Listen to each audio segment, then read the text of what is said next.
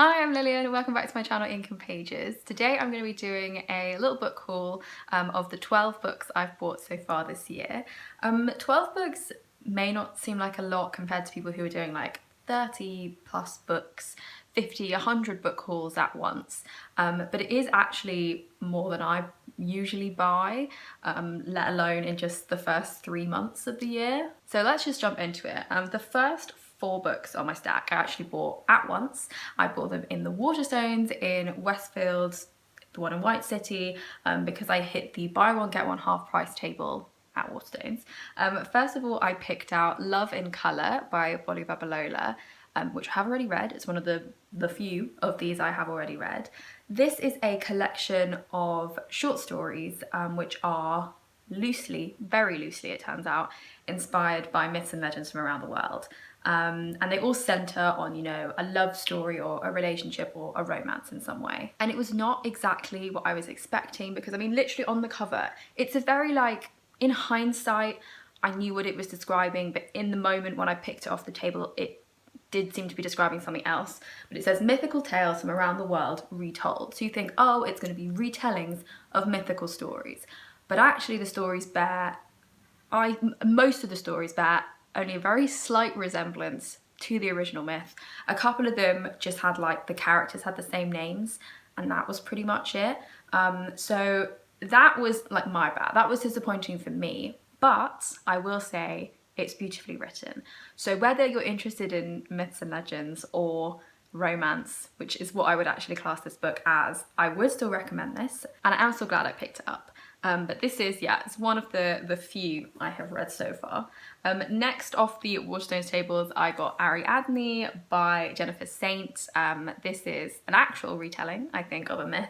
So this tells the story of Ariadne, obviously, who is in the Greek myth of Theseus and the Minotaur, and she is the princess who kind of is the brains behind the operation and, like, actually helps him escape the labyrinth and escape the Minotaur. But then after that, she's given a bit of a shitty deal. And she is a character who I have been really interested in ever since I read Circe, which she appears in as a small child. I think she's actually Circe's niece, and she appeared in the book, which I wasn't expecting, and I was like, oh, Ariadne sounds like a very interesting character, actually. And then also around the same time, I read Red Thread, which, as you can guess, is all about mazes and labyrinths, and so Ariadne obviously gets quite a lot of mentions in here. And again, I was like, wow, she sounds like such an interesting character. And then it turns out that there's a book dedicated to her, so I was like, right, gotta get this one. Originally I wanted the other edition. I think this must be the UK cover, obviously, because I bought it in London, and then there's, like, the American, I think, cover, which I saw first. I don't know where it was published first. I feel like Jennifer Saint is actually a UK author, so I feel like this might be the original cover, but it's not the one I saw first.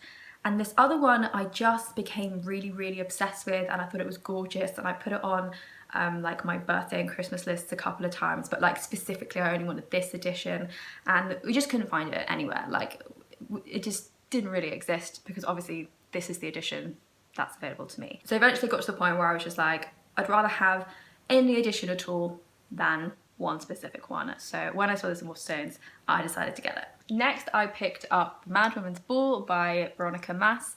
This is actually translated from French, so her surname might be pronounced like Ma, I'm not sure. This is very short and has a gorgeous cover, so 2 points in its favour.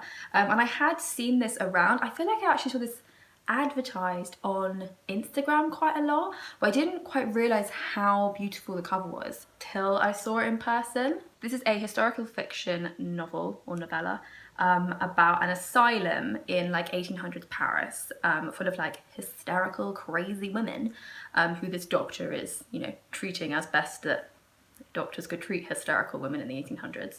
And once a year they open the asylum and they're like, hey, do you want to come to a ball we're hosting where all these, like, crazy women will be, and you can come and chill with them and, like, look at them and be like, oh, look at the mad women.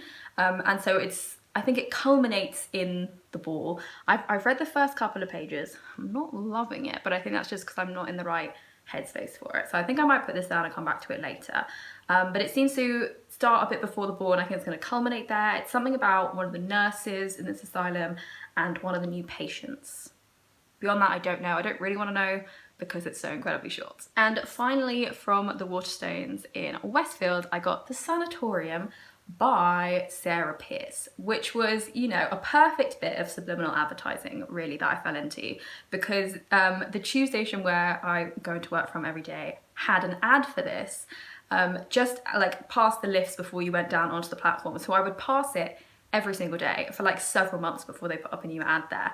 And every time I saw it, I was like, oh, the Sanatorium looks good. And then I'd forget about it. And then when I saw it in Waterstones, I was like, oh, the Sanatorium. I've seen that everywhere. Where in fact, I'd seen it in exactly one place, just numerous times. But this is a thriller set in the Alps at this hotel, which used to be a sanatorium and has now been converted.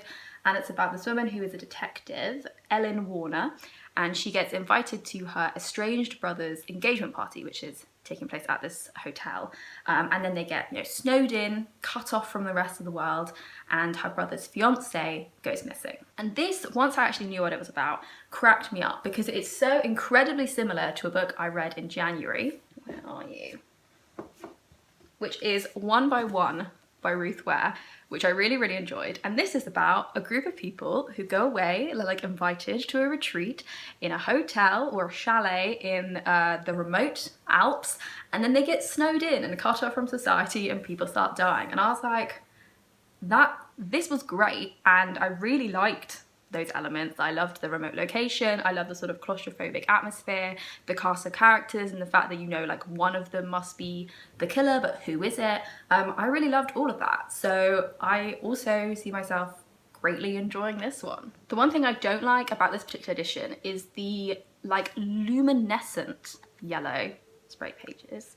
I am in general, I have no opinion on sprayed edges. I'm like, yeah, they're fine.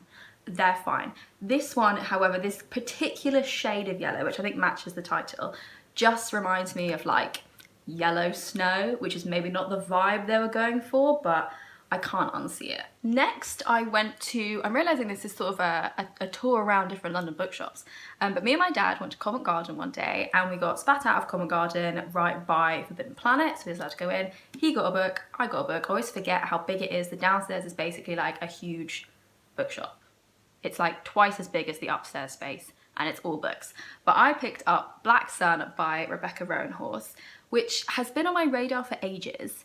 And for most of that time, I thought it was a sci-fi book. And that fact coupled with the cover, which to be honest, I don't love. I find it a bit jarring. I don't love the design. It's a bit off-putting. I just wasn't interested in it. And then kind of recently, I found out that it's not actually a sci-fi book. It's fantasy. And I was like, I do like fantasy. And then everyone was saying how good it was, and I was like, yeah, okay, I'll pick it up. We'll see what the deal is. So this is, well, the first line on the blurb says, a god will return when the earth and sky converge under the black sun, which sounds cool. It's something about a holy city, it's something about a solstice, something about a disgraced girl whose song can calm the waters around her as easily as it can warp a man's mind. Very exciting. I've heard good things. I think this is the first book in a series. I believe it's a trilogy, and I don't even think the second book has been published yet. I think it's coming out this year. So either I will really enjoy this and then be annoyed by the fact that I have to wait so long for like the next and eventually the last book, if it is a trilogy. I'll have to wait even longer if it's got more than 3 books. Or I'll end up not liking it and annoyed at myself for taking the risk. But I guess that's the risk you always take when you buy a book. For the next 4 books, we go to yet another part of London. This time we go to Bromley and the high street outside the Glade shopping centre, where there are like a million charity shops, where again, me and my dad found ourselves one day and we went into, I think, every single charity shop we could find. And I got 4 books. Firstly, I have The Tattooist of Auschwitz. This is by Heather Morris. It was only £2, as you can see. I don't know much about this. I know it's meant to be good. Obviously it's historical fiction about Auschwitz, and I think it's about 2 people who are in prison there. And yeah, one of them is the tattooist who is given the task of tattooing like the sort of prisoner numbers on people's arms. And I was a bit worried, you know, obviously it's a book about the Holocaust, it's gonna probably be very miserable, but it does say on the back, so begins one of the most life-affirming, courageous, unforgettable and human stories of the Holocaust, the love story of the tattooist of Auschwitz. So that sounds less depressing. But yeah, I have heard lots of people over the years saying how amazing and heartbreaking and heartwarming this book is, so I only hope I will enjoy it as much as they appear to have. Next on that Bromley trip, I picked up In a Dark Dark Wood by Ruth Ware. Speaking of Ruth Ware, who wrote One by One, after reading One by One, she has sort of cemented herself as an author whose books I seem to be enjoying, so like why not pick up another one of hers? I think this one was also £2, it says on the back. So this seems to be another thriller in a remote location with a small cast of characters. Sounds right up my street. This is about two sort of old friends, Nora and Claire, who haven't seen each other for 10 years, and then Nora is invited to Claire's hen do, a weekend in a remote cottage, the perfect opportunity for Nora to reconnect with her best friend to put the past behind her. But something goes wrong. Very wrong. So yeah, for £2, sounds great. Sounds good. Next, I got A Girl is a Half-Formed Thing by Emma McBride. Did look up how to say her name this time.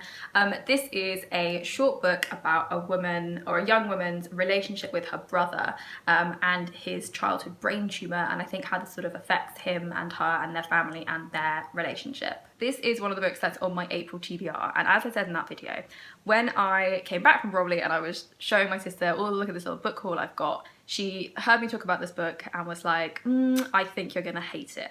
And I was like, well, you know what? Her reasons, I don't doubt them. Firstly, it is, you know, literary fiction, contemporary literary fiction, and it is written interestingly.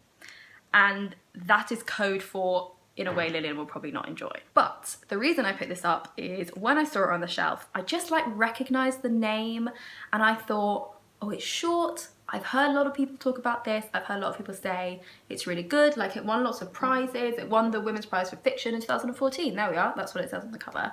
So like, why not give it a go? And normally, you know, my bar would be a little bit higher for buying books. Like I would usually only buy things that I think I'm gonna enjoy. But you know, it was £2. I was on my charity shop kick. Like, why not? And finally, from those charity shops, I got A Street Cat Named Bob by James Bowen or Bowen. Ooh, I don't know. This is, again, something that's been on my radar for ages, and I always thought I'd love to read that book, and then it was just something that I forgot it existed if I wasn't looking at it. But this is a memoir about a man who was homeless, and then I believe he meets this cat, Bob, while he was homeless, and it's sort of about how him taking care of this cat improved his life. Like, I don't really know the specifics, but apparently it's very sweet, it's very heartwarming, and obviously, you know, #1 bestseller probably like 10 years ago at this point. I think it's been out for a while. But I like cats, so why would I not want to read a book about a cute, inspirational little cat? Okay, our bookshop tour now brings us to Greenwich, and it brings us to the Waterstones in Greenwich, where I picked up Ocean Vuong's book On Earth We're Briefly Gorgeous. I thought this was poetry for so long. I thought it was poetry even after I bought it, and when I added it on Goodreads, I saw that lots of people had shelved it as fiction instead of poetry, and I was like, oh, okay. So it's a novel. It is about a character called Little Dog who is writing the book as a letter to his mother who cannot read. And normally, no, I don't like epistolary novels, but if I can forget that it's an epistolary novel, if it's just written in a way that I enjoy, I'll get past that, it's fine. So I also thought, my other miscomprehension about this was that it was a memoir. I think it's fiction, but I think it is still heavily inspired by the author's own experiences. And so this book is about, obviously, a lot about the relationship between mother and son, and it talks about their family and the families escaping from Vietnam. And I think it's sort of an attempt by the main character to reconnect with his mum, who I doubt he has the greatest relationship with, if this is something that he's doing for her. But again, this is a book that is like highly recommended, and I feel like I'm the last person to read this book, so I'm excited to finally get to it. Next, we travel back to West London. We travel to Notting Hill, where in the Waterstones there, I picked up Spending Silver by Naomi Novik. I bought this because I originally started reading this as an ebook I borrowed from the library, as one of the many ongoing prompts I'm trying to achieve for the Magical Readathon. And I started reading it and I was like, I'm really enjoying this. I know I'm going to enjoy it. I know I'm going to want to have it on my shelves. So like, why not just go and pick it up now? And I was like, a third of the way into it instead of waiting till the end. So I went there on my lunch break and picked this up, and then I finished the book by switching between this physical copy and the ebook on my phone whenever it was easier to read on my phone. So this is a fairy tale inspired book. It is described as a retelling of Rumpelstiltskin, and again I would bulk at the use of the word retelling because I don't think that's strictly accurate. I think it does a disservice to this book to call it, oh, it's a retelling of Rumpelstiltskin. When you read lots of fairy tales, you can see the repeated themes and you can see connections between them, and there are like whole tropes and whole like storylines in fairy tales that are directly copied or borrowed from other ones. Like it's a very mishmash of a genre. And so I really believe that Spinning Silver is a brand new fairy tale. Like that's really how I would describe it. It's an original fairy tale, which obviously, as part of being a fairy tale, is related to and connected to other fairy tales and borrows certain elements and uses them in different ways. So like I think you would read this and go, oh, this one small element reminds me a bit of Rumpelstiltskin, and then you go, oh, that was cool, and then you'd move on with the story. Like that's how I experienced it and how I think other people should, because this is the only other book in this book called that I've finished, and I did really like it, and it was very satisfying to come back from work on the day I finished it and like just put it straight into my bookshelves, into the purple section.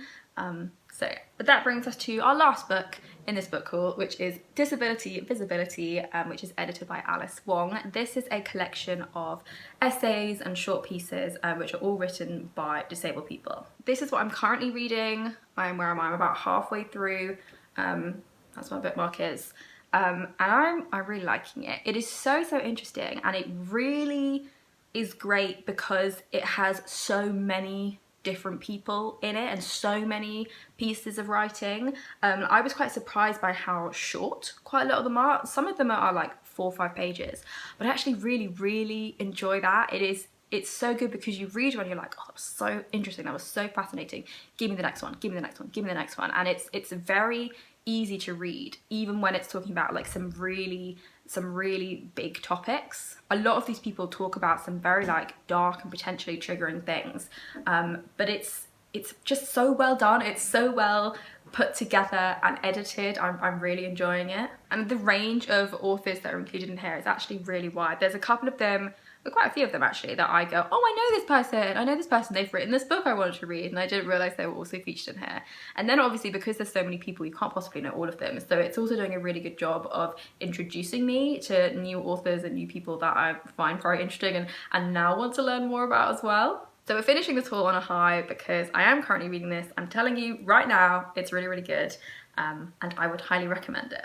So here we have all of the 12 books I've bought between January and, what are we now, like mid-April 2022. Most of these have just gone straight on my TBR shelf. Only the 2 that I've finished. Oh, I've still got 1 by 1 in here. I didn't buy that. That's just crept in. Let's try that again. These are all of the 12 books I bought between January and mid-April 2022. That's all of them. I've read 2 of them. I'm currently reading the last one, Disability Visibility. So if you've read any of the other ones and you had strong thoughts, or just any thoughts and opinions on them really, I would love to know. I'd love to know what you thought of them. Thank you so much for watching this video, and I'll see you in my next one.